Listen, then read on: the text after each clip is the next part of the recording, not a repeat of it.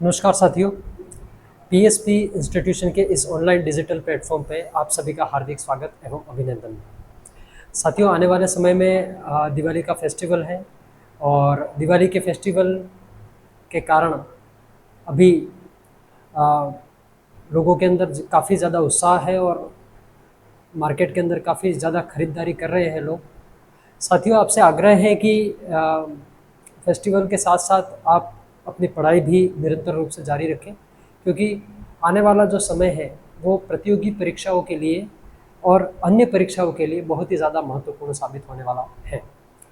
साथियों, इससे पूर्व की कक्षाओं में हमने वैदिक सभ्यता के दो भाग को लेकर के अध्ययन किया, जिसमें हमने वैदिक सभ्यता के सामान्य परिचय, 4 वेदों का संक्षिप्त परिचय और इसके बाद हमने वैदिक सभ्यता के संबंध में जो कुछ भी महत्वपूर्ण तथ्य थे उसे हम जानने का प्रयास किया।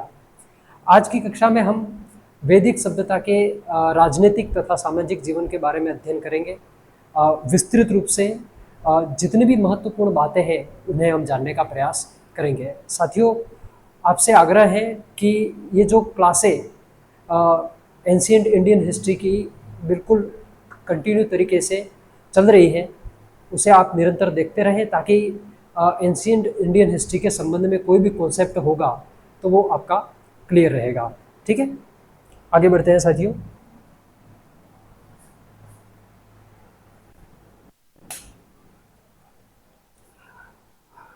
वैदिक सभ्यता का राजनीतिक जीवन। साथियों, वैदिक सभ्यता के राजनीतिक जीवन को समझने से पहले कुछ महत्वपूर्ण बातें हैं जिसको लेकर के हमें चर्चा करनी चाहिए। वैदिक सभ्यता के राजनीतिक जीवन से पहले हम इसके प्रॉपर स्ट्रक्चर को समझना होगा, जिसमें बताया गया है कि वैदिक सभ्यता जो थी, वैदिक संस्कृति जो थी, वो सिंधु घाटी सभ्यता की अपेक्षा ग्रामीण संस्कृति थी। जैसा कि मैंने बताया कि इंडस वैली सिविलाइजेशन एक अर्बन सिविलाइजेशन थी और वैदिक सभ्यता क्या है, एक प्रकार की ग्रामीण सभ्यता। तो ग्रामीण सभ्यता है तो यहाँ का पॉलिटिकल स्ट्रक्चर भी ऐसा होगा, राजनीतिक ढांचा जिसको बोलते हैं वो ऐसा ही होगा।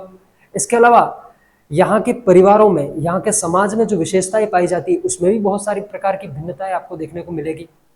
जैसे अपन कहते हैं कि सिंधु घाटी सभ्यता का जो समाज था वो मातृसत्तात्मक था, वहीं वैदिक सभ्यता का समाज पितृसत्तात्मक होगा। वैदिक सभ्यता का जो राजनीतिक ढांचा है वो भी बिल्कुल सिंधु घाटी सभ्यता से बिल्कुल भिन्न आपको दिखाई देगा। ठीक है, तो इसे हमको समझने की जरूरत है। तो यहाँ से जो जो भी महत्वपूर्ण बातें हैं उन महत्वपूर्ण बातों को लेकर के चर्चा करना बहुत ज़्यादा आवश्यक है साथियों। तो इसको लेकर के हम लोग चर्चा करते हैं। वैदिक सभ्यता का राजनीतिक जीवन अगर हम देखें तो हमको पता चलता है कि जो राजनीतिक ढांचा है, पॉलिटिकल स्ट्रक्चर है, उस पॉलिटिकल स्ट्रक्चर की जो सबसे छोटी इकाई थी वो थी परिवार। परिवार का जो मुखिया होता था वो गृहपति या कुलप के नाम से जाना जाता था। ग्राम से जो बड़ी इकाई थी वो परिवार से जो बड़ी इकाई थी वो ग्राम के नाम से जानी जाती थी और गांव का जो बड़ा मुखिया होता था उसे ग्रामीणी के नाम से जाना जाता था। ग्राम से बड़ी इकाई विश होती थी और विश का मुखिया विशपति कहलाता था। विश से बड़ी इकाई जन होती थी और जन से बड़ा मुखिया, जन का जो मुखिया होता था वो जनपति या राजा होता था। इस बात को ध्यान में रखिएगा। और जन से जो बड़ी इकाई होती थी वो राष्ट्र होती थी और राष्ट्र के मुखिया के संदर्भ में किसी भी प्रकार का उल्लेख वैदिक साहित्य के अंतर्गत नहीं किया गया है, क्योंकि राष्ट्र एक संपूर्ण प्रभुत्व संपन्न राज्य का सूचक माना जाता है। साथियों, इस बात को आप लोग ध्यान रखिएगा। तो पॉलिटिकल स्ट्रक्चर कैसा है इसे समझ लीजिए। पॉलिटिकल स्ट्रक्चर की सबसे छोटी जो इकाई है वो क्या है? पॉलिटिकल स्ट्रक्चर की सबसे छोटी इकाई है परिवार। पॉलिटिकल स्ट्रक्चर की सबसे छोटी इकाई परिवार। परिवार से बड़ी इकाई ग्राम, ग्राम से बड़ी इकाई विश और विश से बड़ी इकाई जन, जन से बड़ी इकाई राष्ट्र, जन से बड़ी इकाई राष्ट्र। राजनीतिक स्ट्रक्चर की या पॉलिटिकल स्ट्रक्चर की सबसे छोटी इकाई क्या थी? परिवार। इससे बड़ी ग्राम, इससे बड़ी विश, इससे बड़ी जन, इससे बड़ी राष्ट्र। ठीक है, इनके जो प्रधान मुखिया होते थे उन्हें क्या कहते थे, इसे भी समझ लेते हैं, इसे भी समझ लेते हैं। परिवार का जो मुखिया होता था वो था कुलप या गृहपति। कुलप या गृहपति। ग्राम का जो मुखिया होता था वो ग्रामणी। विष का मुखिया विषपति, विषपति। जन का मुखिया जनपति, जनपति या राजा। ध्यान में रखिएगा, मैंने आपको एक बात बताई थी साथियों, ध्यान रखिएगा कि वैदिक सिविलाइजेशन का जो निर्माण हुआ है उसके अंदर जो निवास करने वाले आर्य थे, उनका आर्यों का जो जीवन था वो खानाबदोश जीवन था, है ना, यानी कि कबीलाई परंपरा पर जीवन आधारित था उनका। छोटे छोटे कबीले बना करके ये लोग अपना जीवन यापन करते थे। यही कबीले जन कहलाते थे, ऋग्वेदिक साहित्य के अनुसार यही कबीले जन कहलाते थे। और उत्तर वैदिक काल में जब इन कबीलों की जो संख्या थी या उनकी जो मतलब इसका जो क्षेत्रफल था उसके अंदर वृद्धि हुई, लोगों की जनसंख्या में वृद्धि हुई, तो यही जो जन थे वो जनपद में तब्दील हुए और यही जनपद उत्तर वैदिक काल के पतन के बाद महाजनपद काल के अंतर्गत परिवर्तित हो गए। इसलिए हम देखते हैं कि वैदिक सभ्यता के तुरंत पश्चात हम लोग महाजनपद काल का अध्ययन क्यों करते हैं, तो इसका सबसे बड़ा कारण ये है। ठीक है, यहां तक बात समझ में आ गई। राष्ट्र के बारे में मैंने एक वेरी वेरी मोस्ट इंपोर्टेंट बात बताई थी कि ये संपूर्ण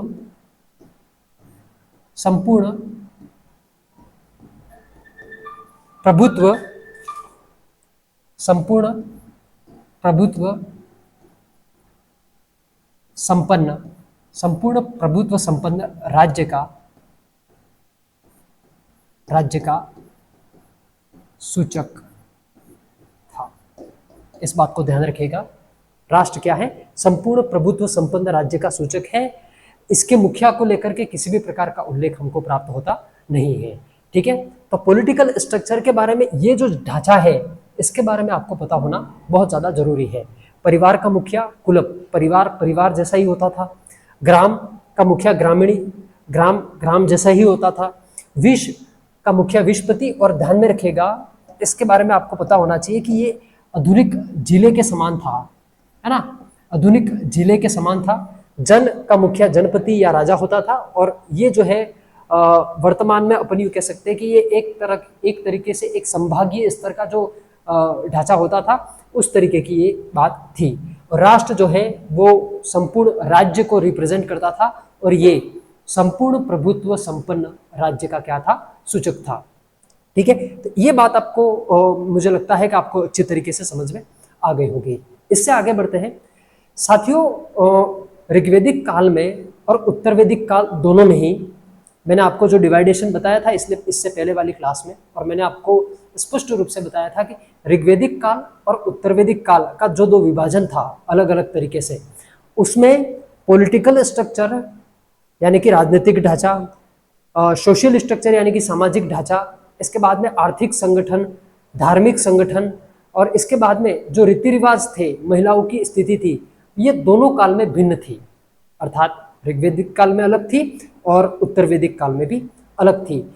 इसलिए मैं कह रहा हूं कि यूनिवर्सल जो बात है, एक सार्वभौमिक बात अक्सर की जाती है कि वैदिक सभ्यता का जो सामाजिक जीवन है वो पितृसत्तात्मक तो है, लेकिन प्रणाली किस प्रकार की है, तो राजतंत्रात्मक शासन प्रणाली है। ध्यान में रखिएगा क्या है, वैदिक काल की जो प्रणाली है वो किस तरीके की है, राजतंत्रात्मक शासन प्रणाली है। राजतंत्रात्मक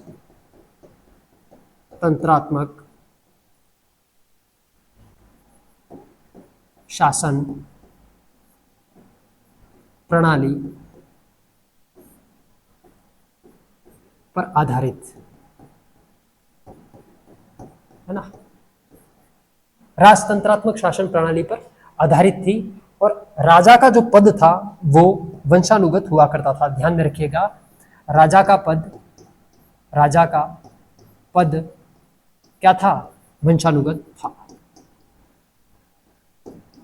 राजा का पद वंशानुगत हुआ करता था। राजतंत्रात्मक शासन प्रणाली चल रही है और राजा का जो पद है वो वंशानुगत है ना।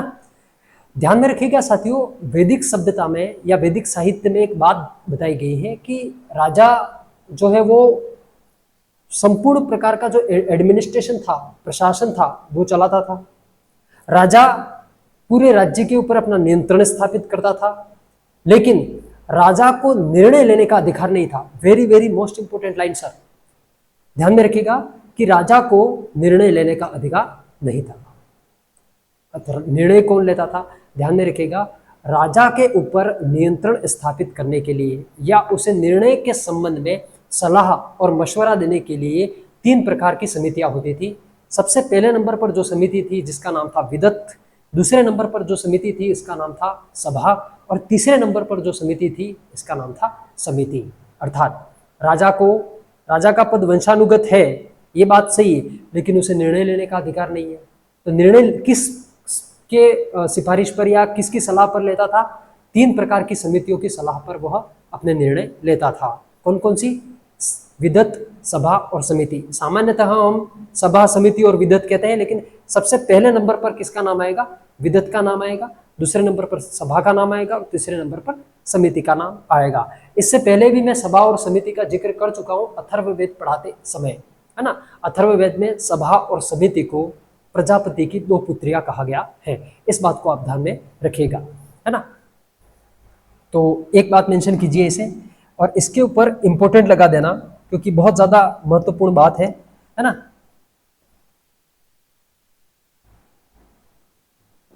राजा पर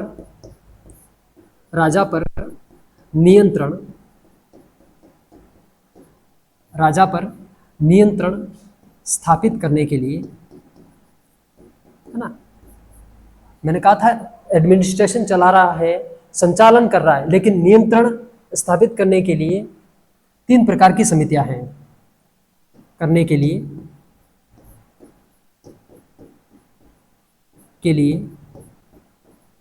3 समितियां थी। ध्यान में रखिएगा वो 3 समितियां कौन कौन सी थी इसे समझ लीजिए। सबसे पहले नंबर पर जिसका नाम आएगा, सबसे फर्स्ट नंबर पर जिसका नाम आएगा वो है विदत, क्योंकि विदत वैदिक सभ्यता की सबसे प्राचीन संस्था थी, है ना। सबसे पहले पर नंबर पर विदत, दूसरे नंबर पर सभा और तीसरे नंबर पर आएगा समिति का नाम। ठीक है, ये समिति बाद की संस्था थी, इसलिए सबसे बाद में इसको रखा गया। इन तीनों के बारे में हमको चर्चा करनी पड़ेगी, क्योंकि अगर हमें वैदिक सभ्यता का अगर राजनीतिक जीवन के बारे में अगर पढ़ना है तो इन 3 संस्थाओं का क्या रोल था, ये 3 संस्थाएं किस तरीके से राजा के ऊपर नियंत्रण स्थापित करती थी, इसे हमें समझने की बहुत ज़्यादा आवश्यकता है। ठीक है, एक बात समझ में आ गई। तो सबसे पहले बात करते हैं हम लोग विदत की। किसकी बात करते हैं? विदत। ध्यान में रखिएगा साथियों, ये वैदिक सभ्यता की सबसे प्राचीन संस्था थी। क्या थी? ये ऐसे लिख देता हूं, समझ जाना। ये वैदिक सभ्यता की सबसे प्राचीन संस्था थी। ठीक है, वैदिक सभ्यता की जहां जहां पर भी महत्वपूर्ण रहेगा, मैं बताऊंगा आपको, जहां से क्वेश्चन पुटअप होने की संभावना रहेगी वहां पर आप लोग स्टार मार्क लगा देना। ठीक है, सबसे प्राचीन संस्था थी। दूसरा, इसका जो काम था, कार्य क्या है, इधर अच्छे से व्यवस्थित लिखिएगा इसे। इसका जो कार्य है वो क्या है? कार्य क्या है इसका? सामाजिक व धार्मिक अनुष्ठान करवाना। सामाजिक व धार्मिक अनुष्ठान, सामाजिक व धार्मिक अनुष्ठान करवाना, ये सबसे महत्वपूर्ण बात थी, सामाजिक और धार्मिक अनुष्ठान करवाना। तीसरी और महत्वपूर्ण बात, वेरी वेरी मोस्ट इंपोर्टेंट, क्या विदत नामक संस्था में महिलाएं हिस्सा ले सकती थी? जी हाँ, बिल्कुल ले सकती थी, है ना। यहाँ महिलाएं महिलाएं भाग ले सकती थी। ठीक है, ले सकती थी, यहाँ पर महिलाएं भाग ले सकती थी। और इससे भी ज्यादा महत्वपूर्ण बात कि इसका ऋग्वेद में कुल 122 बार उल्लेख किया गया है। कितनी बार उल्लेख किया गया है? कुल 122 बार, 122 बार टाइम्स इसका क्या किया गया है? उल्लेख किया गया है ना। काम क्या है? विदत नामक संस्था के बारे में 4 महत्वपूर्ण बातें जो हमने समझने की कोशिश की, वो कौन कौन सी बातें थी? तो सामाजिक और धार्मिक अनुष्ठान का क्या करता है? ये आयोजन करता है, ये काम है इसका। एक तो सबसे प्राचीन संस्था है, इसलिए सबसे पहली बार उल्लेख किया गया। और यहाँ पर महिलाएं जो है वो भाग ले सकती है, और 122 बार क्या किया गया है? इसका उल्लेख किया गया है। तो सबसे पहली संस्था के बारे में हमने समझने की कोशिश की। आगे बढ़ते हैं साथियों। एक बार ये पूरा स्ट्रक्चर आपको समझ में आ गया होगा, है ना। परिवार, परिवार से बड़ी इकाई ग्राम, ग्राम से बड़ी इकाई विश्व, विश्व से बड़ी इकाई जन, और जन से बड़ी इकाई राष्ट्र। परिवार का मुखिया कुलप या गृहपति, ग्राम का मुखिया ग्रामीणी, विश्व का मुखिया विश्वपति, विश्वपति यानी विश्व जो है वो जिले के समान था। जन का मुखिया जनपति या राजा होता था। राष्ट्र का कोई मुखिया नहीं होता था, पर राष्ट्र जो है वो संपूर्ण प्रभुत्व संपन्न राज्य का सूचक माना जाता था। ठीक है, ध्यान में रखिएगा, जन का जो मुखिया है वो राजा होता है। इसके बारे में एक इंपॉर्टेंट लाइन है जो मुझे आपको मेंशन करवानी है, यहां पर मेंशन करवा देता हूं, ध्यान में रखिएगा। जो राजा है उस राजा को एक तो गोप जनस्य के नाम से जाना जाता था। अब क्यों कहा जाता है इसको भी मैं आपके सामने डिस्क्राइब करूंगा। एक तो गोप जनस्य कहा जाता था, दूसरा पूरा भेता, है ना। एक तो गोप जनस्य कहा जाता था, इसको व्यवस्थित देखिए। एक तो इसे क्या कहा जाता था? गोप जनस्य, और एक पूरा, थोड़ा सा टेक्निकल एरर है साथियों, ध्यान में रखिएगा, पूरा भेता। समझ जाइएगा आप लोग क्या लिखा है वो। एक तो गोप जनस्य कहा जा रहा है और दूसरा पूरा भेता कहा जा रहा है। गोप जनस्य क्यों कहा जा रहा है? क्योंकि वैदिक साहित्य में इसे जनता का रक्षक कहा गया है। इसे वैदिक साहित्य में जनता का रक्षक कहा गया है। पूरा भेता क्यों कहा गया? पूर्व का मतलब होता है दुर्ग, और दुर्गों का जो रक्षक होता है ना, उसे क्या कहा गया? पूरा भेता, है ना। वैदिक साहित्य में क्या कहा गया? दुर्गों का रक्षक। इसका मतलब क्या है? दुर्गों का रक्षक। ये 2 महत्वपूर्ण बातें थी जो मैंने आपको बताने की कोशिश की। ध्यान में रखिएगा कि इधर आ जाइए वापस 2 मिनट के लिए, कि जन का जो मुखिया है वो जनपति या राजा होता है। राजा को गोप जनस्य कहा गया, क्यों? क्योंकि जनता का रक्षक है वो। और पूरा भेता क्यों कहा गया? क्योंकि वह दुर्गों का रक्षक है। अब आगे आते हैं हम लोग, दूसरी जो संस्था थी महत्वपूर्ण संस्था, उसकी बात करते हैं। दूसरे नंबर पर सभा। क्या है? सभा। आ जाइए इधर। सभा क्या है? ये वैदिक साहित्य की या ऋग्वैदिक सभ्यता की सबसे महत्वपूर्ण संस्था थी। सभा वह संस्था थी जहां पर धार्मिक और सामाजिक अनुष्ठान नहीं होते थे, लेकिन ये एक वरिष्ठ लोगों की सभा थी। छोटी संस्था थी, लेकिन ये क्या थी? वरिष्ठ लोगों की सभा। और ऋग्वेद में कुल 8 बार इसका क्या किया गया है? उल्लेख किया गया है। अब ये छोटे लोगों की संस्था छोटी थी, लेकिन वरिष्ठ लोगों की थी, और वरिष्ठ लोग होंगे तो वो क्या काम करेंगे? या तो वो न्याय और न्याय से संबंधित जितने भी विधि विधान है उससे संबंधित जो कार्य होंगे वो करते थे। अर्थात सभा का काम क्या था? न्याय और न्याय संबंधी कार्य करना।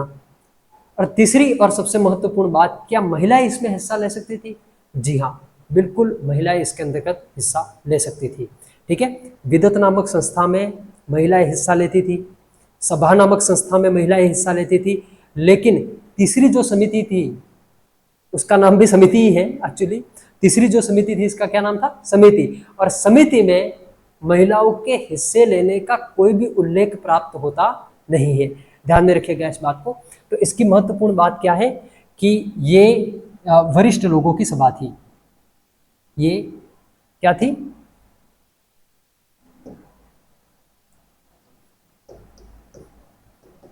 वरिष्ठ लोगों की सभा थी। वरिष्ठ लोगों की सभा थी, ठीक है। और इनका कार्य लिखिएगा।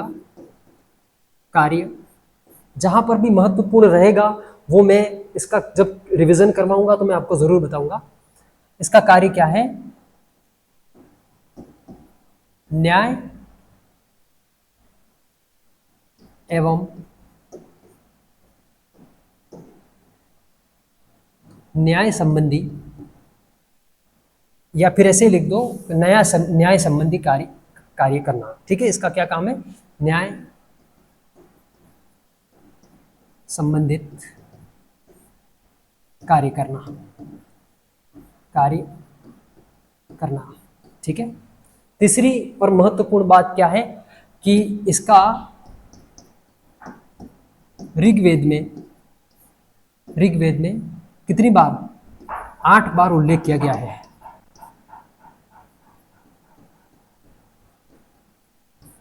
कितनी बार उल्लेख किया गया है? ऋग्वेद में 8 बार उल्लेख किया गया है। और इसमें भी महिलाएं हिस्सा ले सकती थी। इसमें भी महिलाएं, ध्यान में रखिएगा, महिलाएं हिस्सा ले सकती थी, ठीक है। महिलाएं हिस्सा ले सकती थी नहीं लिखा है, देख लीजिएगा इधर। वरिष्ठ लोगों की सभा, न्याय संबंधी कार्य करना, और 8 बार इसके अंतर्गत उल्लेख किया गया है। और ये ऐसी सभा थी, ऐसी समिति थी जिसके अंतर्गत महिलाएं हिस्सा ले सकती थी, ठीक है। तो ये सभा के, है ना, सभा और समिति के बारे में बताया कि अथर्ववेद में इसको प्रजापति की 2 पुत्रिका कहा गया है। तो ये मैं पिछली वाली जो क्लास थी इसके अंदर मेंशन करवाया था। अगर यहाँ पर भी लगा कि मुझे यहाँ पर ऐसा मेंशन करवाना चाहिए तो मैं इसे जरूर करवाऊंगा। तीसरी और महत्वपूर्ण जो समिति थी इसका नाम क्या था? समिति। तीसरी और जो महत्वपूर्ण समिति है इसका नाम क्या है? समिति। इसका नाम भी क्या है? समिति है ना, समिति। ध्यान रखिएगा कि ये जो समिति है वो एक प्रकार की क्या है? एक प्रकार की केंद्रीय राजनीतिक संस्था है। एक प्रकार की क्या है? ये केंद्रीय, एक प्रकार की केंद्रीय राजनीतिक संस्था है। केंद्रीय राजनीतिक संस्था, ये एक प्रकार की क्या है? केंद्रीय राजनीतिक संस्था है। दूसरी महत्वपूर्ण बात कि इसके अंतर्गत जो सामान्य लोग थे, जनसामान्य लोग में आप देखोगे कुम्हार, काश्तकार, किसान, इसके अलावा आप देखोगे कि मतलब नॉर्मल कैटेगरी के जो साधारण लोग होते थे वो इसके अंतर्गत क्या होते थे? शामिल होते थे। और ये एक सेंट्रलाइज्ड एडमिनिस्ट्रेशन को रिप्रेजेंट करने वाली संस्था थी, केंद्रीय राजनीतिक संस्था थी, है ना। और इसके अंदर आपको किसी भी मतलब कैटेगरी को लिखने की आवश्यकता नहीं है, केवल इतना लिखना है कि ये जन सामान्य लोगों की संस्था थी। जन सामान्य लोगों की क्या थी? संस्था। जन सामान्य लोगों की क्या थी? ये संस्था। और ध्यान में रखना, वेरी वेरी मोस्ट इंपोर्टेंट बात, कि इसमें महिलाओं के हिस्से लेने का कोई उल्लेख प्राप्त होता नहीं है। ऋग्वेद में कहीं पर भी नहीं लिखा गया है कि समिति नामक संस्था में महिलाएं हिस्सा ले सकती थी या नहीं ले सकती थी। इस बात को लेकर के किसी भी प्रकार का कोई जिक्र नहीं किया गया है। इसलिए आपको एक बात ध्यान रखनी पड़ेगी कि इसमें महिलाएं हिस्सा लेती ही या नहीं लेती थी, इस बात को लेकर के किसी भी प्रकार का कोई उल्लेख नहीं किया गया है। इस बात को भी मेंशन कर देना, महिलाओं के हिस्से लेने का कोई उल्लेख नहीं है। महिलाओं के भाग लेने का, महिलाओं के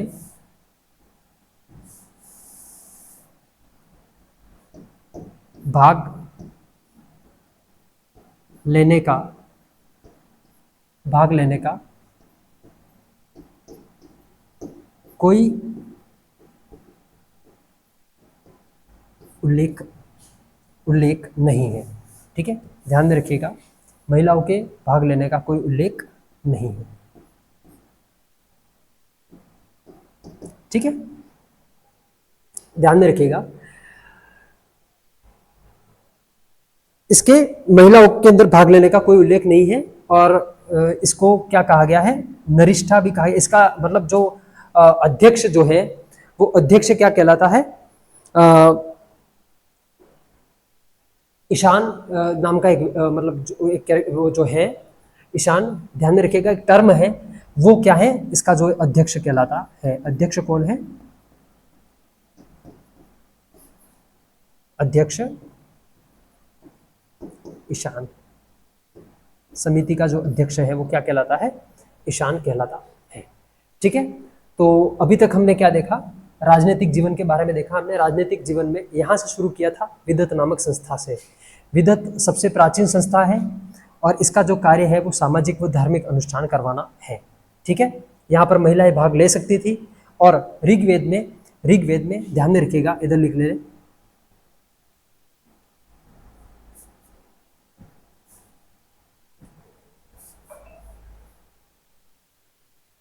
है ना,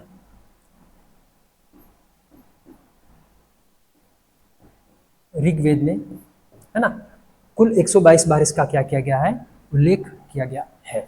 ठीक है, राजा गोपजनस्य, राजा को जनता का रक्षक कहा गया है, इसी कारण इसको गोपजनस्य कहा गया। राजा को दुर्गों का रक्षक कहा गया, इसी कारण इसे पुराभेता कहा गया। इसके बाद में हमने सभा की बात की, वरिष्ठ लोगों की सभा है, न्याय संबंधी काम करना है। इसके बाद में ऋग्वेद के अंदर इसका 8 बार उल्लेख किया गया है और इसमें भी महिलाएं हिस्सा ले सकती थी। समिति केंद्रीय राजनीतिक संस्था थी, जन सामान्य के लोग शामिल होते थे। महिलाएं भाग लेती है या नहीं लेती है इसका कोई उल्लेख नहीं किया गया है और इसका जो अध्यक्ष है वो ईशान कहलाता है।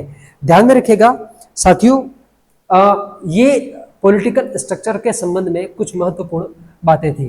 ठीक है, अब राजा की सहायता के लिए या राजा को सपोर्ट प्रदान करने के लिए मैंने कहा था कि राजतंत्रात्मक शासन प्रणाली है, लेकिन राजतंत्रात्मक शासन प्रणाली के साथ साथ राजा के ऊपर नियंत्रण भी स्थापित किया जा रहा है। अब नियंत्रण स्थापित करने के साथ साथ में राजा को सपोर्ट करने के लिए कुछ लोगों की भी जरूरत होती थी, तो उन लोगों को 12 रत्निन के नाम से जाना जाता था। राजा के सहयोग के लिए जो 12 लोग शामिल थे, उन 12 एडमिनिस्ट्रेटिव फॉर्म में जो सबसे टॉप लेवल के जो व्यक्ति थे उन्हें 12 रत्निन के नाम से जाना जाता था। अच्छा, एक बात इसमें मेंशन नहीं कर रखी, वो ये है कि इनको रत्निन क्यों कहा जाता था। रत्निन इसलिए कहा जाता था कि इनके कान में कुछ रत्न टाइप का पहना होता था, मतलब ऐसा रत्न अगर उन्होंने पहन रखा है, इसका अर्थ ये है कि ये उच्च तबके का व्यक्ति है, ये बड़ी कैटेगरी का व्यक्ति है ना, और वो राजा के खास व्यक्तियों में शामिल है और वो कान में एक रत्न पहनता था, इसी कारण इसको क्या कहा जाता था, रत्निन कहा जाता था। इस बात को ध्यान रखिएगा। तो राजा के सहयोग के लिए निम्नलिखित 12 लोग होते थे, है ना। 12 में सबसे पहला था, वो था सेनानी, है ना।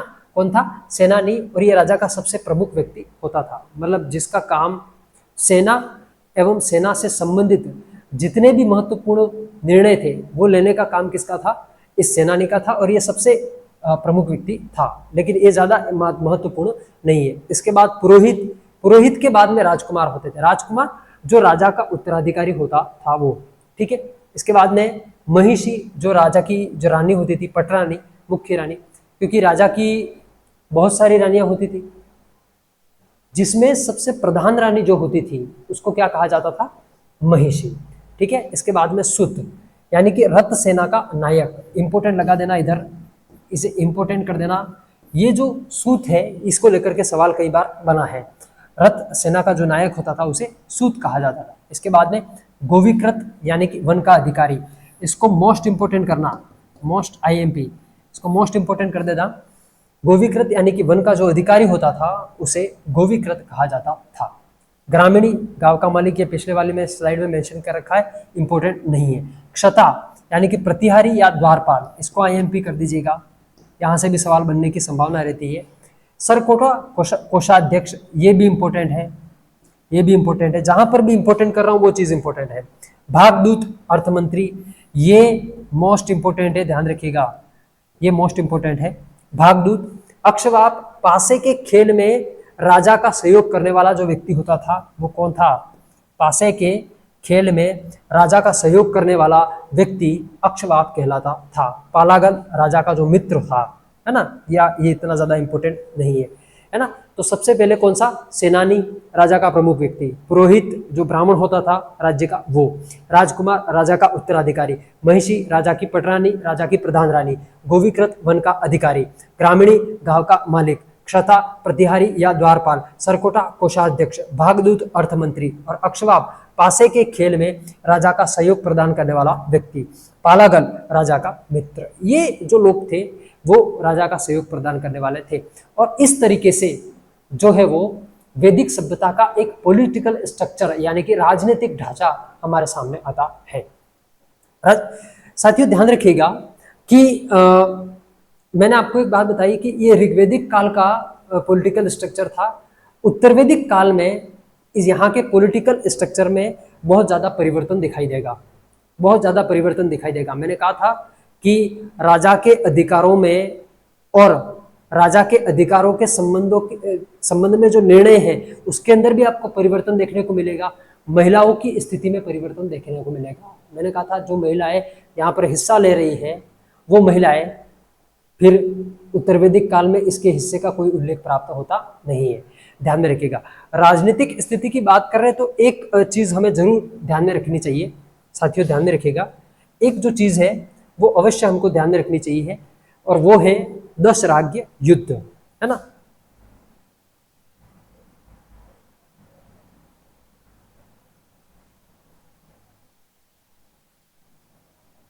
क्या है? दशराज्य युद्ध।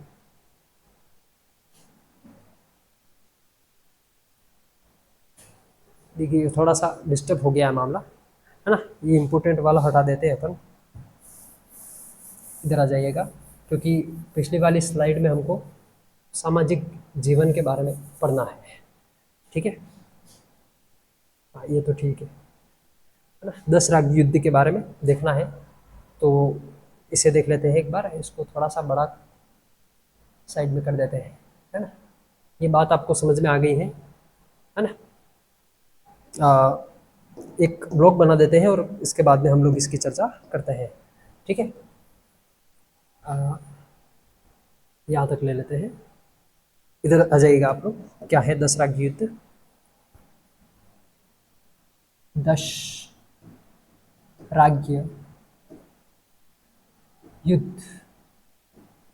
अब इसको पूरी तरीके से और ढंग से समझना साथियों। क्या है ये दशराज्य युद्ध? 10 राज्य का मतलब होता है 10 राजाओं का युद्ध। क्या? 10 राजाओं का जो युद्ध है उसको क्या कहा गया? 10 राज्य युद्ध।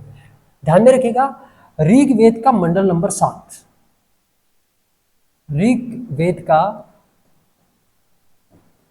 मंडल नंबर 7, इसके अंतर्गत 10 राज्य युद्ध का क्या किया गया है? उल्लेख किया गया है। किस किस के बीच में हुआ है? तो ध्यान में रखिएगा, एक राजा है जिनका नाम है सुदाश,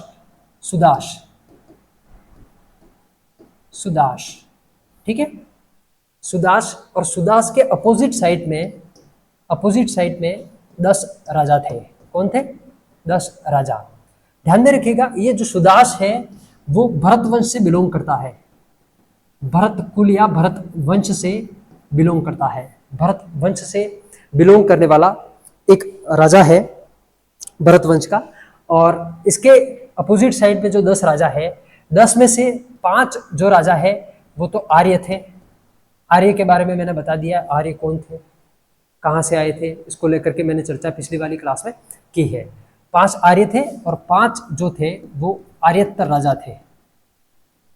आर्यतर राजा 5 कौन थे? आर्यतर राजा थे। तो इनके बीच में युद्ध लड़ा जा रहा है। अब इस युद्ध का कारण समझिएगा, कारण क्या है। सबसे इंपॉर्टेंट बात यह है कि दशराग्य युद्ध का उल्लेख ऋग्वेद के 7वें मंडल में किया गया है, ठीक है। और 7वें मंडल में जो ये युद्ध किया गया है, इस युद्ध में क्या बताया गया, भरतवंश के एक राजा है जिनका नाम है सुदास, सुदास है, ध्यान रखिएगा, सुदास, और इसके अपोजिट साइड में 10 राजा थे। तो इसका जो स्पेसिफिक कारण बताया जाता है वो कारण ये है कि राजा जो सुदास थे, इनके एक जो पुरोहित बोलते हैं अपन, पुरोहित या गुरु, गुरु हुआ करते थे विश्वामित्र। अब राजा सुदास ने ये किया कि अपने जो राज्य के जो कुल के जो गुरु थे या पुरोहित थे विश्वामित्र, उनके स्थान पर जो पुरोहित बनाए दिया, उन पुरोहित का नाम था गुरु वशिष्ठ। विश्वामित्र के स्थान पर वशिष्ठ को गुरु बना दिया। तो अब इस बात से जो है वो विश्वामित्र बहुत ज्यादा नाराज हो गए। अब जब नाराज हुए तो आपको तो पता है कि जब प्राचीन काल में ऋषि मुनि नाराज होते तो बहुत बड़ा कांड होता था। अब कांड होना संभव है, अब कांड युद्ध में परिवर्तित होगा वो किसको पता था, है ना। तो विश्वामित्र नाराज हो गए। अब इन्होंने अपने जो कुल है इनके गुरु किसको बना दिया, वशिष्ठ को, वशिष्ठ को इन्होंने गुरु बना दिया विश्वामित्र के स्थान पर। तो ये विश्वामित्र अपोजिट साइड चले गए, उन्होंने 10 राजाओं का संघ बना लिया और उनका जो नेतृत्व है वो किसने कर दिया, विश्वामित्र ने। विश्वामित्र वही व्यक्ति है, ध्यान में रखिएगा, जिन्होंने ऋग्वेद के 3रे मंडल की रचना की थी। 3रे मंडल की क्या की थी, रचना, और इसी 3रे मंडल में गायत्री मंत्र का उल्लेख भी किया गया है साथियों, इस बात को ध्यान रखिएगा।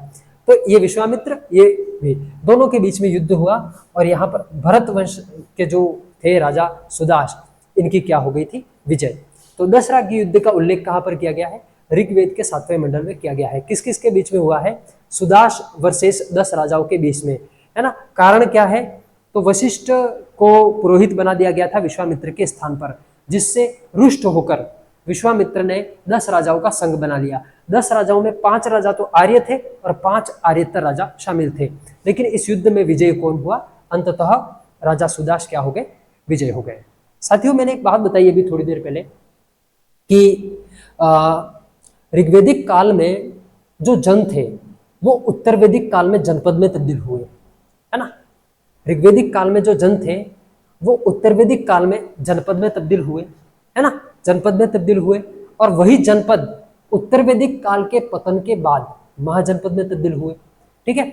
इसलिए वैदिक सभ्यता के पतन के तुरंत बाद में हम लोग महाजनपद काल के बारे में पढ़ते हैं। और आप देखोगे कि एक जैन ग्रंथ है जिसका नाम है कल्पसूत्र, और भद्रबाहु का है वो ग्रंथ।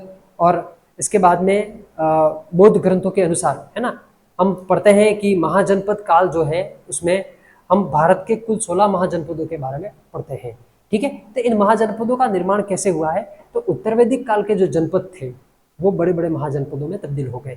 ये एक लंबी घटना थी, इसके बारे में भी हम लोग चर्चा करेंगे। लेकिन यहाँ पर क्या हुआ, ये भरतवंश के जो राजा सुदास थे, ये जो भरतवंश है, इनका जो जन है, इस जन का नाम क्या था, कुरु। कुरु, इनके जन का नाम क्या है, कुरु।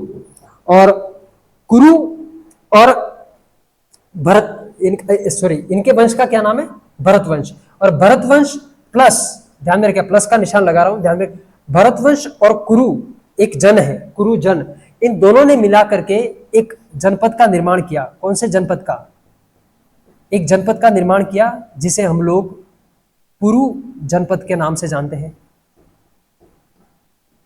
है ना। ये उत्तर वैदिक काल की घटना है, ध्यान में रखना, ये अभी की घटना नहीं है, क्योंकि अभी तो ये जन है, लेकिन उत्तर वैदिक काल में यह जनपद में तब्दील हो जाएगा।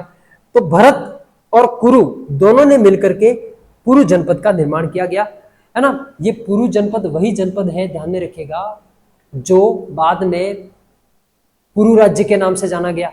पुरु राज्य कौन सा, झेलम नदी के किनारे वाला क्षेत्र, और वहां का राजा था पोरस। और मैंने आपको एक बात पहले बताई होगी शायद कि जब अलेक्जेंडर सिकंदर का आक्रमण हुआ भारत के अंदर, तो अलेक्जेंडर सिकंदर ने आक्रमण के दौरान जिस एरिया को सबसे पहले टारगेट किया था वो वही क्षेत्र था पुरु राज्य। ठीक है, तो ये बात आपको पूरी तरीके से समझ में आ गई होगी दशराज्य युद्ध के बारे में। ठीक है, इससे आगे बढ़ते हैं साथियों, ऋग्वेदिक काल का सामाजिक जीवन, है ना, सामाजिक जीवन। अब सामाजिक जीवन में क्या क्या चीजें आएगी, सोशल स्ट्रक्चर, सामाजिक ढांचा, कौन कौन सी चीजें आएगी, इस बात को ध्यान रखना है आपको। सामाजिक जीवन में आप एक तो वहाँ का खान पान देखते हैं, वहाँ की शिक्षा के बारे में देखते हैं, वहाँ के पहनावे के बारे में देखते हैं, रीति रिवाज के बारे में देखते हैं। ठीक है, ये सारी चीज़ें हैं जो हम लोग देखते हैं। लेकिन यहाँ से क्वेश्चन पुटअप होने की संभावना कहाँ से है, ये चीज़ समझनी बहुत ज़्यादा जरूरी है साथियों। तो आपको एक बात ध्यान रखनी होगी कि यहाँ के खान पान से रिलेटेड कोई क्वेश्चन नहीं बनेगा, यहाँ के रीति रिवाज से संबंधित कोई क्वेश्चन नहीं बनेगा। ठीक है, यहाँ के उसको क्या बोलते हैं अपन, पहनावे से रिलेटेड किसी भी प्रकार का कोई क्वेश्चन नहीं बनता है। जहाँ जहाँ से क्वेश्चन बनने की संभावना है वही चीज़ हम लोग मेंशन करेंगे, इसके अलावा किसी भी चीज़ को मेंशन करने की आवश्यकता नहीं है। इस बात को आप लोग ध्यान रखिएगा। मैं जनरली बता देता हूँ आप लोगों को, क्योंकि आपको भी शायद पढ़ोगे तो आपको ध्यान में रहेगा कि क्या है वो, है ना। ऋग्वेदिक कालीन जो समाज था या वैदिक कालीन जो समाज था वो पितृ सत्तात्मक शासन प्रणाली पर आधारित था। यानी कि परिवार का जो मुखिया हुआ करता था वो कौन था, पिता। सिंधु घाटी सभ्यता में माता थी, वैदिक सभ्यता में कौन है, पिता। पिता परिवार का मुखिया है। संयुक्त परिवार प्रथा का प्रचलन था, वेरी वेरी मोस्ट इंपोर्टेंट, संयुक्त परिवार प्रथा का प्रचलन था। संयुक्त परिवार प्रथा में जहाँ पर परिवार के सभी सदस्य एक ही घर में रहते हो, वह क्या है, संयुक्त परिवार प्रथा। और उसी प्रथा का क्या था, इसके अंतर्गत प्रचलन था। ठीक है, संयुक्त परिवार प्रचलन के अलावा महिलाओं का बहुत ही महत्वपूर्ण स्थान था परिवार के अंदर। ऋग्वेदिक काल की बात बता रहा हूँ, उत्तर वैदिक काल में तो महिलाओं की स्थिति में गिरावट देखने को मिलेगी, लेकिन ऋग्वेदिक काल में महिलाओं की जो स्थिति थी वो बहुत ज़्यादा बेहतर थी। पितृसत्तात्मक परिवार है, राजतंत्रात्मक शासन प्रणाली है, राजा का पद वंशानुगत है, और सबसे इंपॉर्टेंट बात कि महिलाओं की स्थिति बेहतर है ना। खान पान की बात करें तो खान पान बहुत ज़्यादा सरल था इनका, ये लोग शाकाहारी भी थे, समझ रहे हो, क्योंकि यहाँ से जो वैदिक साहित्य में जिन जिन चीज़ों का उल्लेख किया गया, जैसे दूध, दही, घी, इन सब का उल्लेख किया गया है, इसका मतलब वो लोग शाकाहारी भी थे, है ना। इसके अलावा ये लोग मांसाहारी भी थे, मछली खाने का शौक नहीं था उनको हालांकि, लेकिन मांस खाते थे ये। अर्थात सम्मिलित रूप से हम ये कह सकते हैं कि वैदिक सभ्यता के लोग जो थे उनका खान पान सरल था, लेकिन ये सर्वाहारी थे, मांस का सेवन भी करते थे और जो है वो शुद्ध शाकाहार का सेवन भी करते थे। क्योंकि आप देखोगे कि जहाँ जहाँ पर भी वैदिक सभ्यता का निर्माण हुआ है, सप्त सिंधु प्रदेश जिसको बोलते हैं हम लोग, वहाँ पर वैदिक सभ्यता के निर्माण में आप देखोगे कि वहाँ पर नदियों का बहाव, अपवाह तंत्र यानी कि नदियों का बहाव बहुत ज़्यादा है।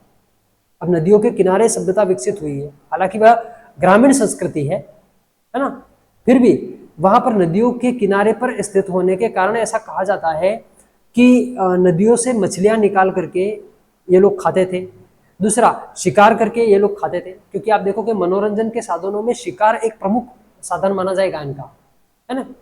शतरंज का खेल खेलते थे, शिकार भी एक प्रमुख खेल था, और उसी शिकार को ये खाते थे शाम को।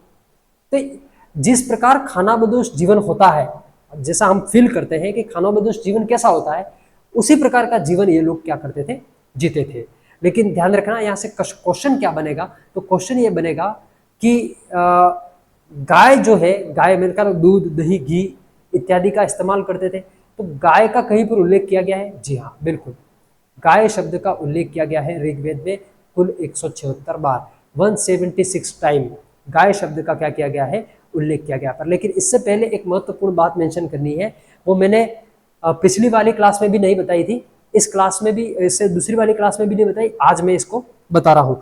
ध्यान रखिएगा कि वैदिक सभ्यता जो है, वैदिक सभ्यता वो एक प्रकार की ग्रामीण संस्कृति है ना। सिंधु घाटी सभ्यता क्या थी, नोट में डालिएगा इसको, इसमें नोट में लिखिएगा, नोट के अंतर्गत लिखिएगा वैदिक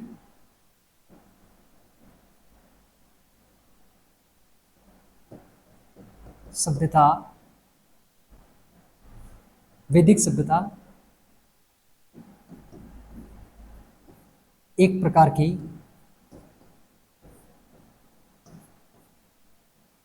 की इंपोर्टेंट कर देना,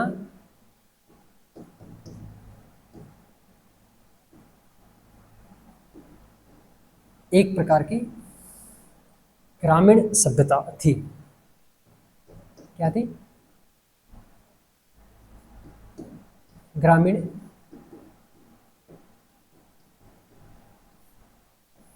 सभ्यता थी।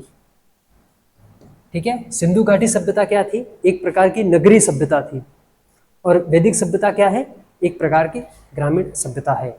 इंडस वैली सिविलाइजेशन से हमें अर्बन स्ट्रक्चर मिलता है, नगरीय ढांचा प्राप्त होता है, जबकि वैदिक सभ्यता से हमें रूरल सिविलाइजेशन के अवशेष मिलते हैं। इस बात को आप लोग ध्यान रखिएगा, ये इंपॉर्टेंट लाइन है, इस बात को ध्यान रखिएगा। दूसरी बात कि सामाजिक जीवन देख रहे हैं तो खान पान की मैंने बात कर दी आपके सामने, पहनावे की बात कर दी। पहनावा जो था वो इनका बिल्कुल साधारण हुआ करता था। जिस प्रकार खानाबदोश जीवन में लोग पहनावा पहनते थे, इसी प्रकार का ये लोग पहनावा था इनका। ठीक है। खान पान की बात की मैंने, पहनावे की बात की, इसके बाद में परिवार का जो स्ट्रक्चर था उसके बारे में मैंने बात की। लेकिन ध्यान में रखिएगा, जहां क्वेश्चन बनने की संभावना है उसे ही हम लोग मेंशन करेंगे साथियों, है ना। तो इधर देखिएगा कि ऋग्वेद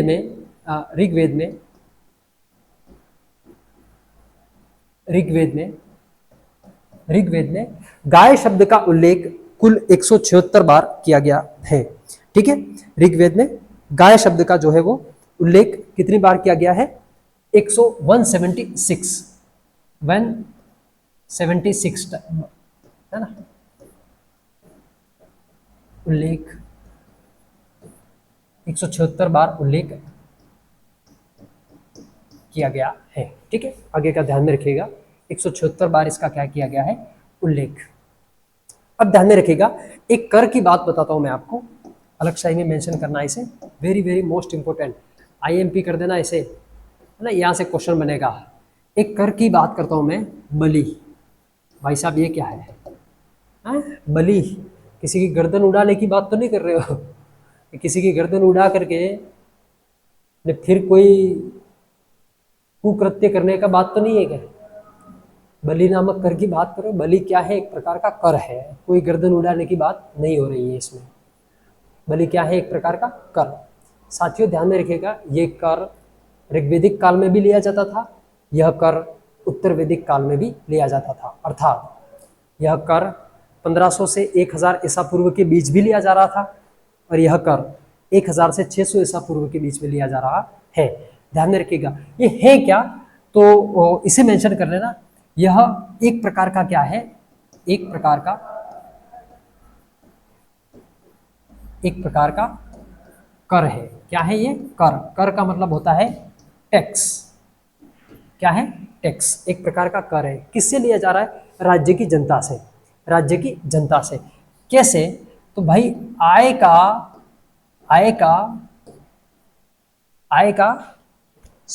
का कितना? 16वां हिस्सा, है ना। कितना? आय का 16वां हिस्सा जो है वो कर के रूप में लिया जा रहा है, और इसको क्या बोला जा रहा है? बलि। तो बलि क्या है? एक प्रकार का कर है, और आय का जो 16वां हिस्सा है वो कर के रूप में लिया जाता है। मैंने अभी थोड़ी देर पहले आपको एक बात बताई थी कि यह कर ऋग्वेदिक काल में भी लिया जा रहा है ना। यह कर ऋग्वेदिक काल में भी लिया जा रहा था, और यह कर उत्तर वैदिक काल में भी लिया जा रहा था। ऋग्वेदिक काल, ठीक है। यह कर ऋग्वेदिक काल में भी लिया जा रहा है। अच्छा, आप कहोगे कि ऋग्वेदिक काल में और उत्तर वैदिक काल में इस कर की प्रकृति में कोई परिवर्तन आया था?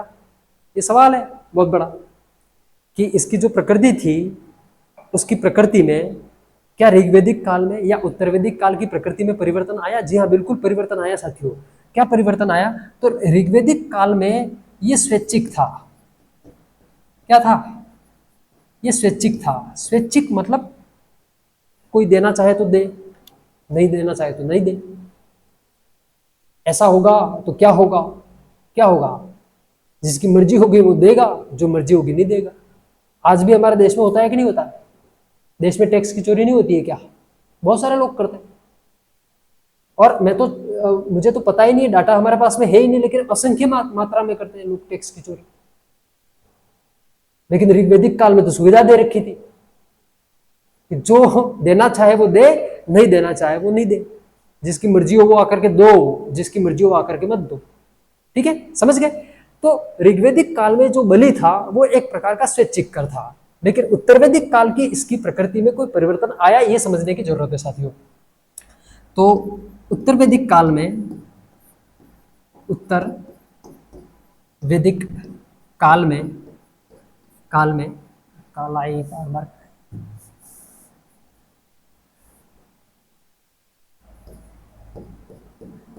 उत्तर वैदिक काल में इसकी प्रकृति में क्या परिवर्तन आया? तो ये क्या हो गया? अनिवार्य हो गया। क्या हो गया? अनिवार्य हो गया, यानी कि मैंडेटरी हो गया। ध्यान में रखिएगा, ये मैंडेटरी हो गया। ये स्वैच्छिक था ऋग्वैदिक काल में, और उत्तर वैदिक काल में ये अनिवार्य हो गया। बलि नामक जो कर था वो अनिवार्य रूप से लिया जाने लगा। आप आपकी इच्छा ऊपर डिपेंड नहीं करेगा भाई साहब, है ना? देना ही पड़ेगा कैसे भी करके, कंपलसरी टैक्स आपको देना पड़ेगा। तो इसको अनिवार्य कर दिया गया। तो ये जो था, ये प्रकृति में परिवर्तन जो है वो बहुत ही महत्वपूर्ण चीज है। ध्यान रखिएगा साथियों, इंपॉर्टेंट चीज है कि इसकी प्रकृति में परिवर्तन जो हुआ है वो ध्यान में रखिएगा। बलि एक प्रकार का कर है, आय का 16वां हिस्सा, आय का 16वां हिस्सा देना है। और ऋग्वैदिक काल में ये स्वैच्छिक है, उत्तर वैदिक काल में अनिवार्य रूप से या मैंडेटरी रूप से ये लिया जा रहा है। ठीक है, तो ये दो चार बातें थी जो मैंने आपको सामाजिक जीवन के अंतर्गत बताई थी, है ना? सामाजिक जीवन में पहनावे को लेकर के, खान पान को लेकर के, परिवार का जो स्ट्रक्चर है, फैमिली का जो स्ट्रक्चर है, उसके अलावा बहुत सारी चीज़ें ऐसी हैं जहां से क्वेश्चन उठने की संभावना रहती है। ठीक है, तो हम बात करते हैं ऋग्वैदिक काल में सामाजिक जीवन के अंतर्गत यहाँ की शिक्षा के बारे में। शिक्षा के बारे में क्या क्या उल्लेख किया गया है? शिक्षा, और यहाँ से प्रश्न अक्सर पूछे जाते हैं, ध्यान रखिएगा, तो इसे भी हम लोग मेंशन करते हैं, है ना? ऋग्वेद का जो 7वां मंडल है, ध्यान रखिएगा, मंडल नंबर 7, है ना? ऋग्वेद ऋग्वेद का 7वां मंडल, है ना? ऋग्वेद का मंडल नंबर 7, 7वां मंडल,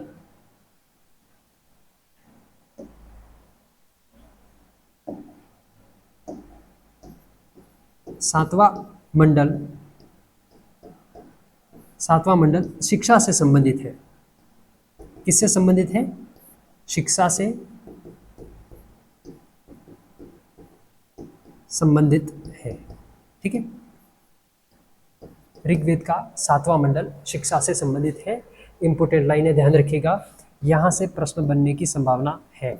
एक बात मैं आपको एक बात बताता हूँ, यूनिवर्सल बात है, और वो ये है कि शिक्षा जो है वो श्रुति कंठस्थ प्रणाली पर आधारित है। श्रुति कंठस्थ प्रणाली पर आधारित है। इसका जिक्र मैंने कब किया था? जब मैंने वैदिक सभ्यता का बेसिक इंट्रोडक्शन बताया था कि वहाँ का जो एजुकेशन है वो श्रुति कंठस्थ प्रणाली पर आधारित है।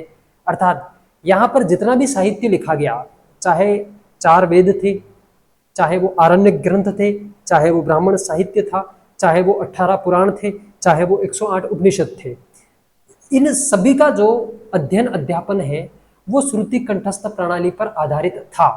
अर्थात गुरु अपने शिष्य को श्रुति कंठस्थ प्रणाली पर आधारित शिक्षा देते थे, वही शिष्य अपने शिष्यों को श्रुति कंठस्थ प्रणाली पर आधारित शिक्षा देते थे। तो इस तरीके से जो ज्ञान था वो पीढ़ी दर पीढ़ी, पीढ़ी दर पीढ़ी, पीढ़ी दर पीढ़ी ट्रांसफर होता गया। और एक समय ऐसा आया जिस समय उन पूरे साहित्य को प्रॉपर तरीके से, विधिवत तरीके से, एकदम मतलब सीक्वेंस के अकॉर्डिंग, क्रमबद्ध तरीके से इसको क्या किया गया? संकलन किया गया, लिपिबद्ध किया गया।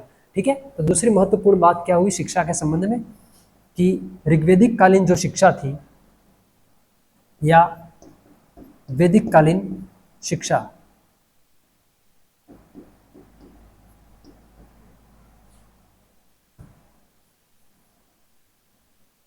ऐसे लिख दीजिएगा, वैदिक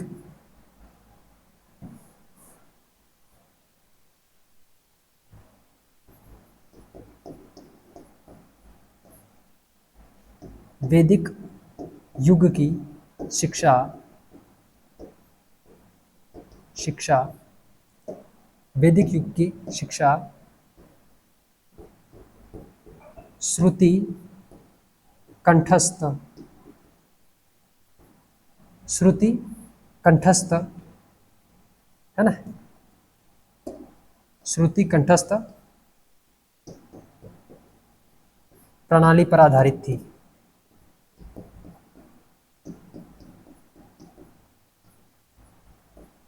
वैदिक कालीन या वैदिक युग की जो शिक्षा थी वो श्रुति कंठस्थ प्रणाली पर आधारित थी, अर्थात गुरु जो है वो शिष्यों को अपने मंत्र जो है थे, ऋचाएँ जो थी, श्लोक जो थे वो उनको सुनाते थे और शिष्य जो है वो उसे सुनकर इसे कंठस्थ किया करते थे।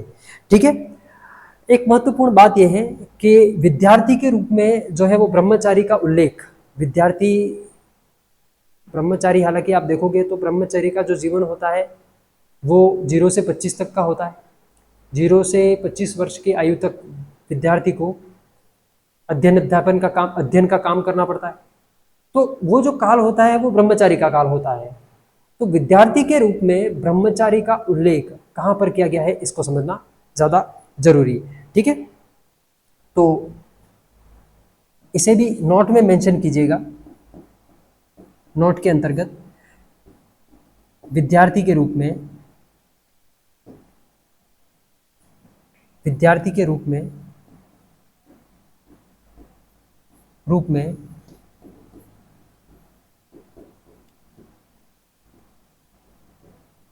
ब्रह्मचारी का उल्लेख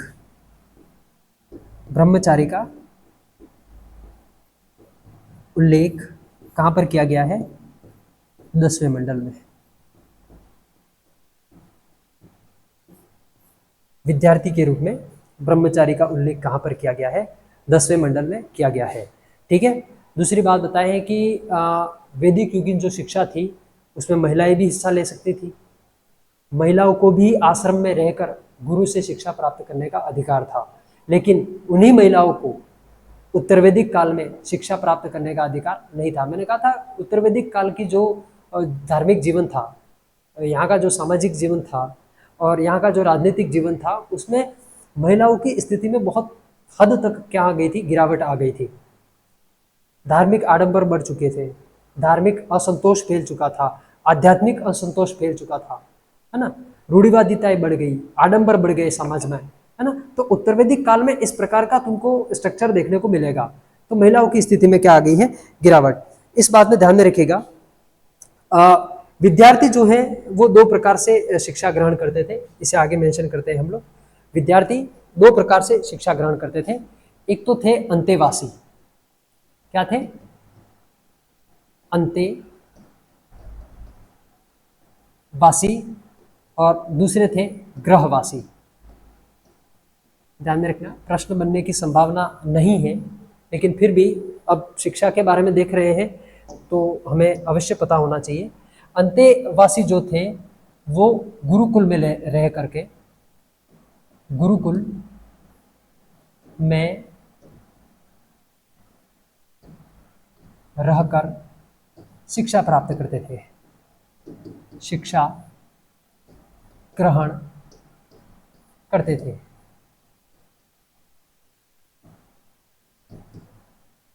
गुरुकुल में रहकर के शिक्षा ग्रहण करते थे। और ग्रहवासी कहाँ पर? घर में रहकर, है ना,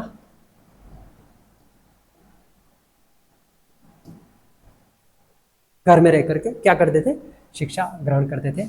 2 प्रकार के शिष्यों का उल्लेख मिलता है, एक तो था अंतेवासी और दूसरा है ग्रहवासी। अंतेवासी वे लोग होते थे जो गुरुकुल में रहकर के शिक्षा ग्रहण करते थे, और ग्रहवासी वो जो घर में रहकर के शिक्षा ग्रहण करते थे। सामाजिक जीवन के अंतर्गत हमें स्त्रियों की दशा के बारे में भी जानना बहुत ज़्यादा जरूरी है साथियों। तो क्या स्त्रियों की दशा में किस प्रकार की स्थिति थी, इसे हम समझते हैं।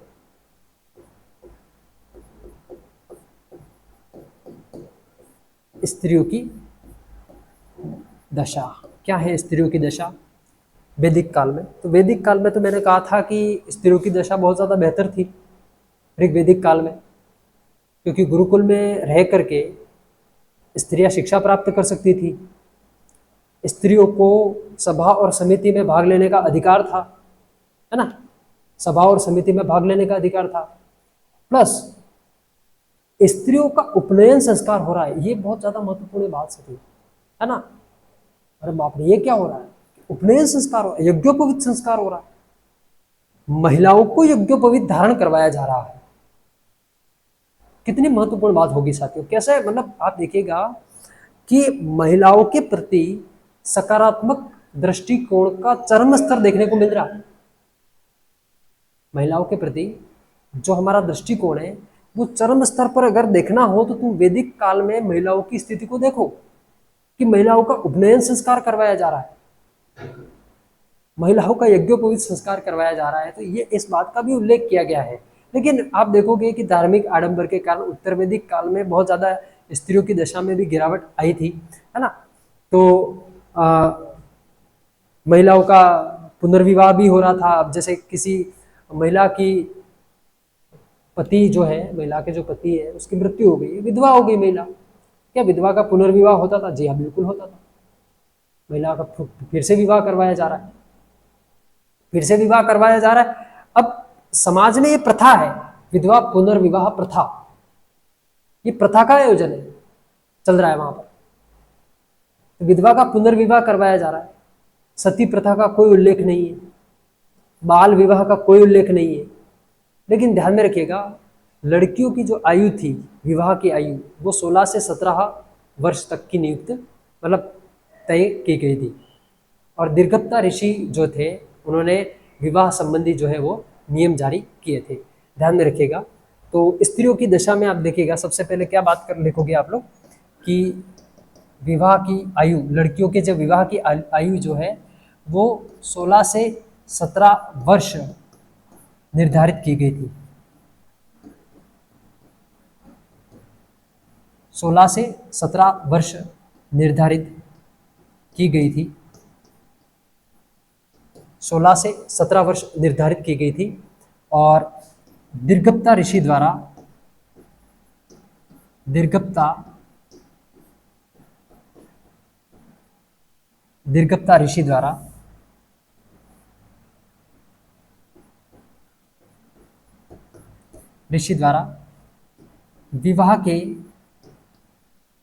विवाह के नियम जारी किए गए थे,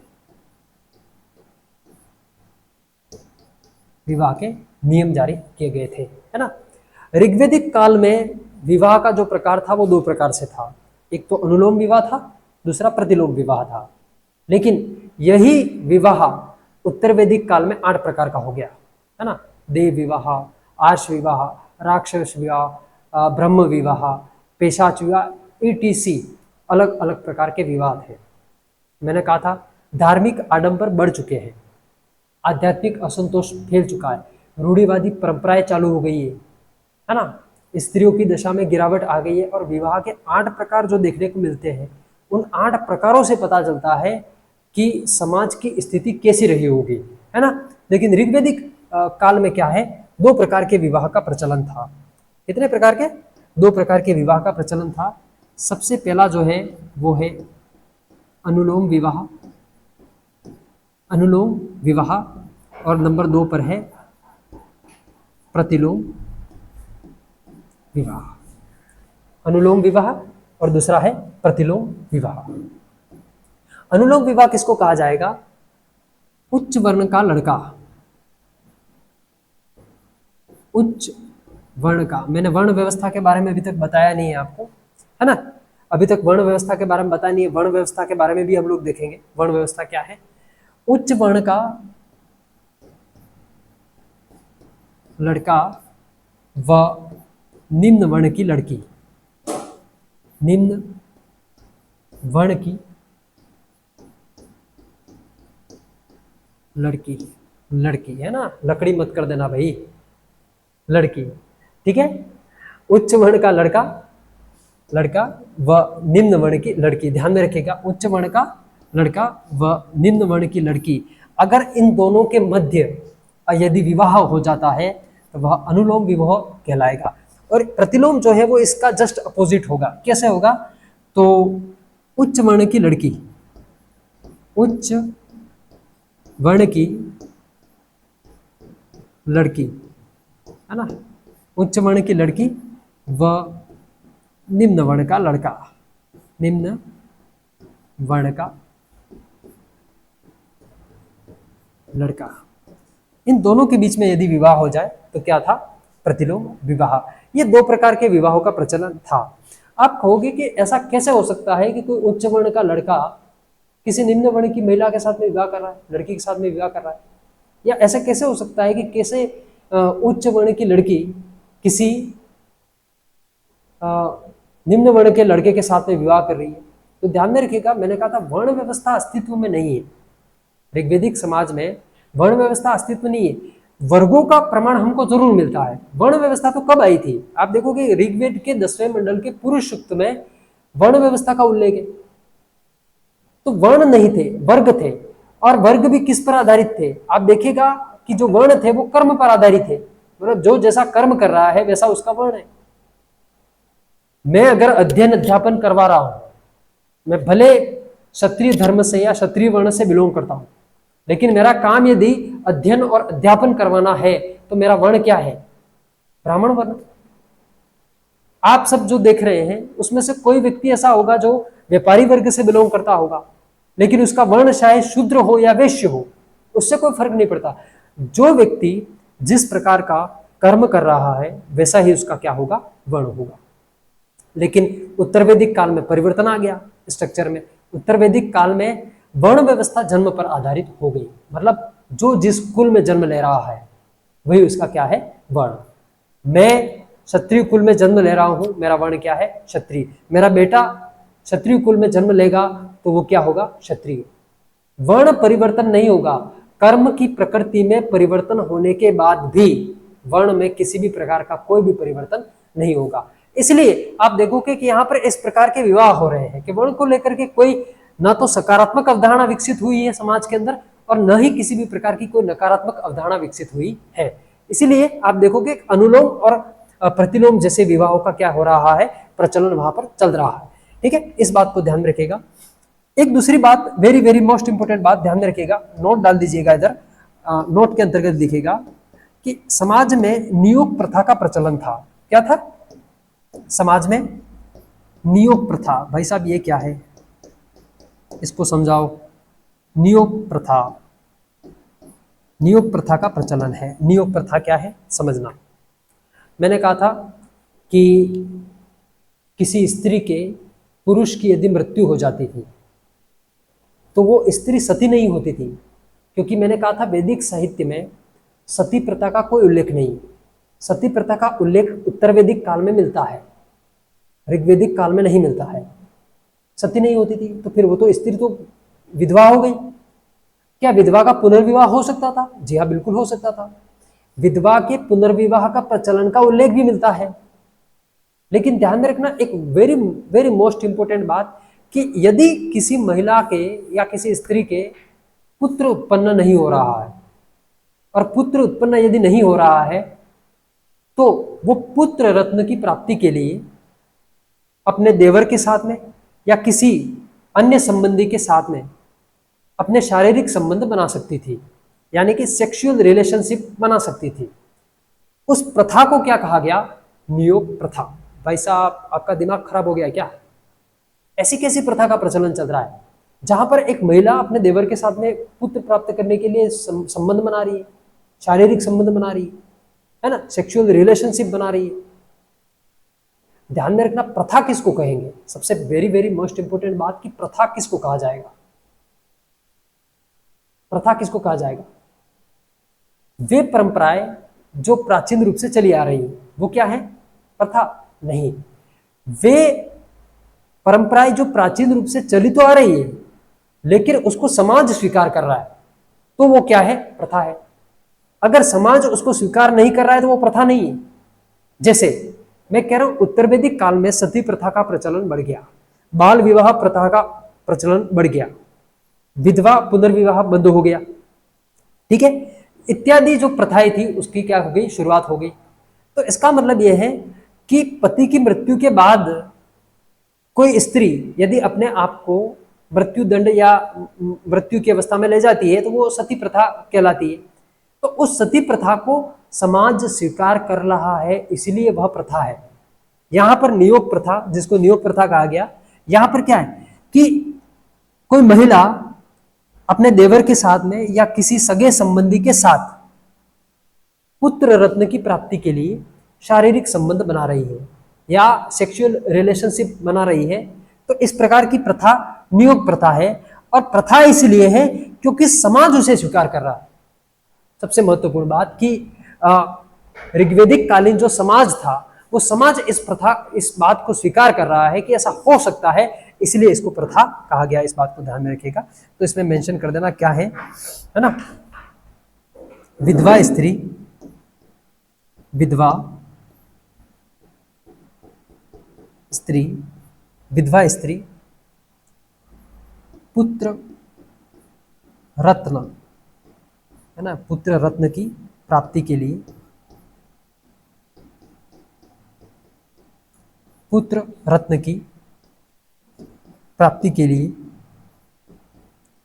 पुत्र रत्न की प्राप्ति के लिए देवर या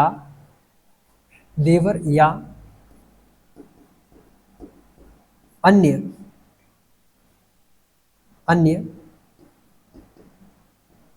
संबंधी के साथ, अन्य रिश्तेदारी लिख देते हैं, अन्य रिश्तेदार के साथ। रिश्तेदार में ऐसा नहीं होना चाहिए, वो उसके जो ससुराल पक्ष से जो बिलोंग करता है उसी में से कोई ना कोई होगा। रिश्तेदार के साथ शारीरिक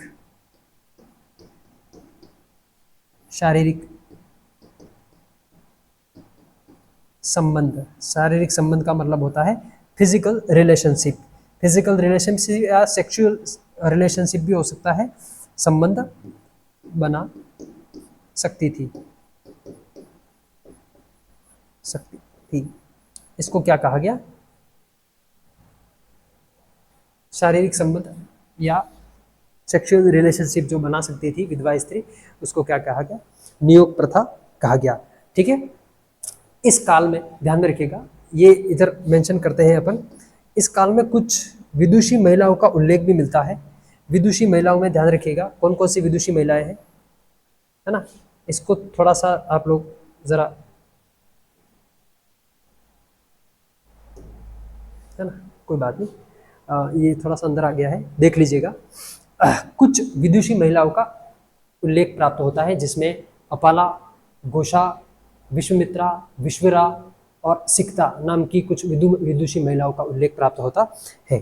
ठीक है, अपाला, घोषा, लोपामुद्रा, कौन कौन सी विदुषी महिलाएं हैं। यहां से क्वेश्चन अक्सर बनता है कि निम्नलिखित में से कौन सी ऋग्वैदिक काल की विदुषी महिलाएं थी।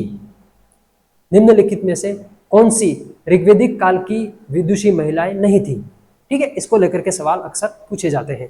तो विदुषी महिलाएं कौन कौन सी थी, तो डायरेक्ट ऐसे लिख देना, अपाला, घोषा,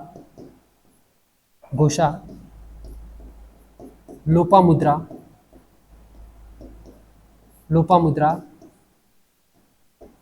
विश्वरा और सिक्ता। ये कुछ महिलाएं हैं, इसके अलावा भी हो सकती है, लेकिन ये महत्वपूर्ण है, इनका उल्लेख बार बार देखने को मिलता है, इसी वजह से इनका नाम लिया जाता है। अपाला, घोषा, लोपामुद्रा, विश्वरा और सिक्ता का नाम आपके प्रमुख रूप से ध्यान में रखना है।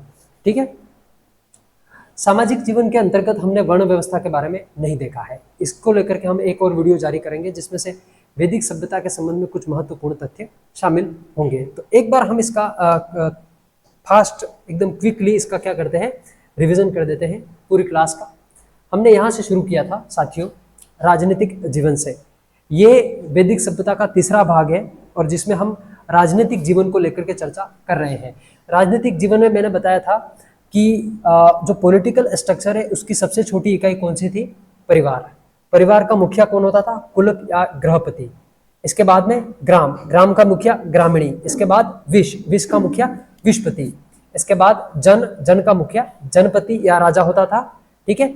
और राष्ट्र संपूर्ण प्रभुत्व संपन्न राज्य का सूचक था। इस बात को ध्यान रखिएगा, है ना।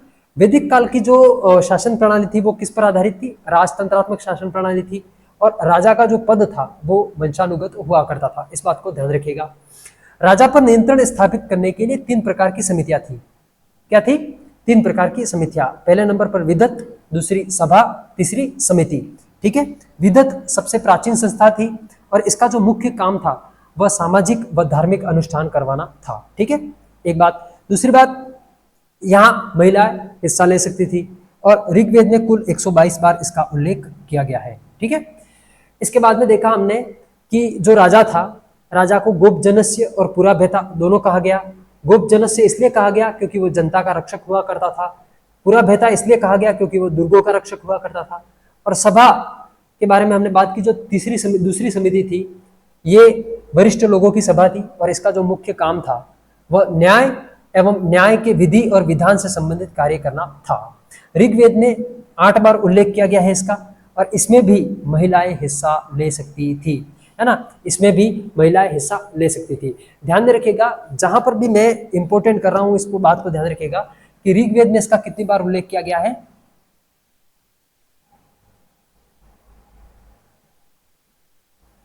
ऋग्वेद में इसका कितनी बार उल्लेख किया गया है? ये ध्यान रखिएगा, 8 बार उल्लेख किया गया है। इसमें भी महिलाएं हिस्सा ले सकती थी, है ना। न्याय संबंधी काम करना था इनका।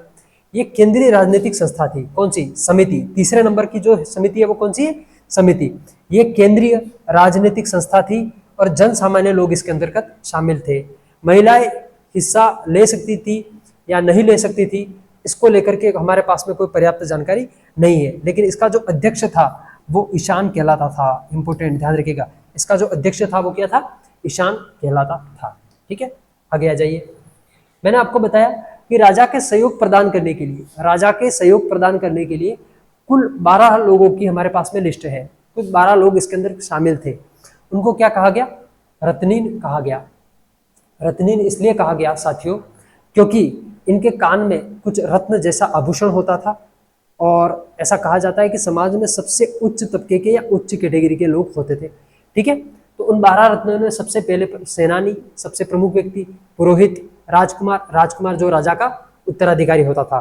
कौन होता था? मैं लिखता नहीं, उधर समझ जाना। राजा का उत्तराधिकारी।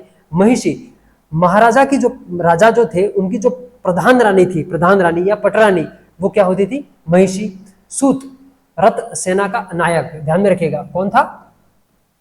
इंपोर्टेंट, रथ सेना का नायक। ग्रोविकृत, ये ध्यान में रखिएगा। ये जो ये बात जो है वो मोस्ट इंपोर्टेंट है। क्या है मोस्ट इंपोर्टेंट? कि गोविकृत क्या था? वन का अधिकारी। ग्रामीणी, गांव का मालिक। क्षता, प्रतिहारी या द्वारपाल।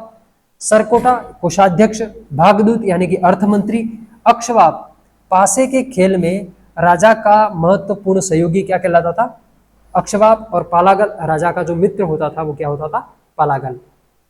इसके अलावा मैंने राजनीतिक स्ट्रक्चर के तहत बताया कि ऋग्वेद के 7वें मंडल में दशराज्ञ युद्ध का उल्लेख किया गया है। किस किस के बीच में हुआ था? भरत वंश के राजा सुदास और अपोजिट साइड में 10 राजा थे।